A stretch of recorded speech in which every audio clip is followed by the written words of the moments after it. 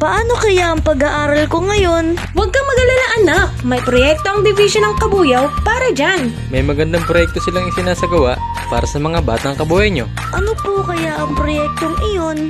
Sir Tatay, Ma'am Nanay, sa aming bagong classroom, aking kaagapay. Proyekto ng Dibisyon ng Kabuyaw. Sa banta ng COVID-19 pandemic, ang pag-aaral nila bunso, ate at kuya, paano na nga ba?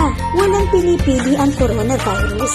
Kaya ang lahat ay pinapayuang sumunod sa health and safety protocols na itinakda ng ating pamahalaan. Kaya naman ang Dibisyon ng Kabuyaw ay tumutugon sa pang-akademikong pangangailangan ng mga batang kabuyenyos na nagbibigay pansin sa kanilang pagkatuto habang isinasaalang-alang ang kanilang kaligtasan. Sa panahong ito, mas malaki ang gagampanang papel ng mga magulang sa pag-aaral ng kanilang mga anak. Kaya sa bagong classroom, maging si Sir Tatay at Ma'am Nanay na aagapay sa iyong mga anak. Sir Tatay, Ma'am Nanay, sa aming bagong classroom, aking kaagapay. Proyekto ng Dibisyon ng Kabuyaw na masuportahan ang modular distance learning ng bawat paaralan ng Kabuyaw. Ang MBL ay base sa resulta ng Learners Enrollment Survey Form na sinagutan ng mga magulang noong online at offline enrollment. Ang programa ay naglalayong maipagpatuloy ang kalidad ng edukasyon sa tahanan kaagapay si tatay at nanay. Matuto ang bata gamit ang sarili niyang oras at kakayahan na may sapat na patnubay sa tahanan at magkaroon sila ng better study habit at matutunan ng mahalagang skills at competencies na naaayon sa kanilang pangangailangan. Mga nanay at tatay, kayang-kaya niyong maging sir at ma'am sa inyong mga anak. Kayo naman ang kanilang unang naging guro at ang tahanan naman ang kanilang naging unang paaralan. Sa panahong ito, ang inyong positibong pananaw at malawak na impluensya ang higit na makakatulong sa paglinang ng marami nilang kakayahan at paghubog sa kanilang ilan pang kahinaan. Huwag mag-alala, katuwang ninyo ang Dibisyon ng Kabuyaw sa tungkuling ito. Bukas ang linya ng komunikasyon ng ating mga guro upang sumagot sa inyong mga katanungan.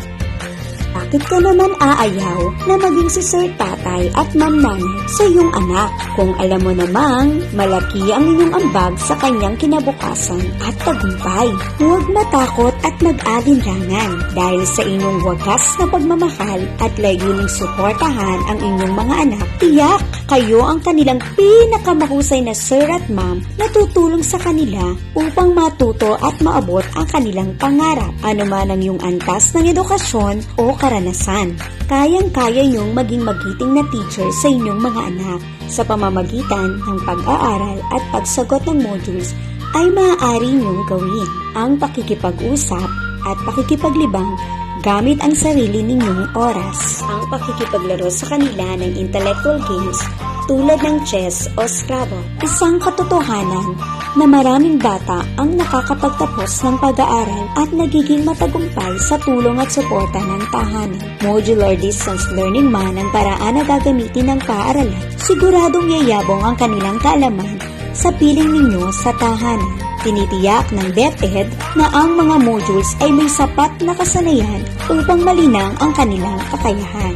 Mga Sir Tatay at Ma'am Nanay, bilang suporta sa MBL ng ating mga anak, tayo ay maglaan ng komportabling lugar sa bahay para sa kanilang pag-aaral. Gumawa ng schedule at maglaan ng oras na matulungan ang anak kung siya ay nahihirapan sa lessons. Tandaan, kailangan ng mahabang pangunawa at pasensya. Sa tulong ninyo, Sir Tatay at Ma'am Nanay, siguradong matututo ang inyong mga anak. Kayo ang pinaka-nakakakilala sa kanila at higit ninyong alam ang pinakamabuti sa kanila. Kaya, sanayin ang inyong mga anak sa daang nararapat sa kanila. Maging matiyaga at magkaroon ng mahabang pangunawa. Kung ang inyong pasensya ay nasusubok, ipagpaliban muna ang pagtuturo. Sa tama ninyong paggabay, siguradong siya ay magiging mabuting anak, mabait na kapatid, mahusay na estudyante at responsabling kabataan sa lipunan. Kaya nga mga magulang, sa panahon ng new normal, ating tanggapin ang hamon na maging Sir ko si Tatay, Ma'am ko si Nanay. Sa aming bagong classroom, sila ang